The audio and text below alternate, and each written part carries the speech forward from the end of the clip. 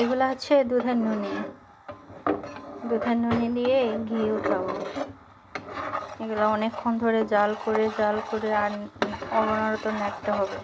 নেড়ে নেড়ে তারপরে ঘি বের হবে, এগুলো পুড়ে ঘি বের হয়ে যাবে।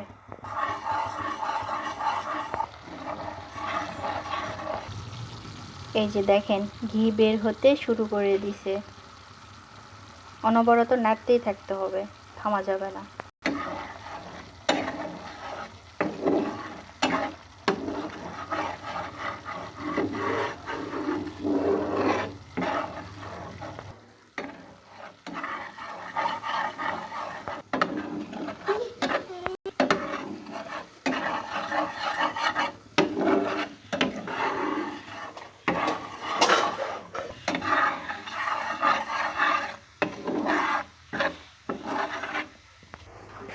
এই যে আমার ঘি হয়ে গেছে।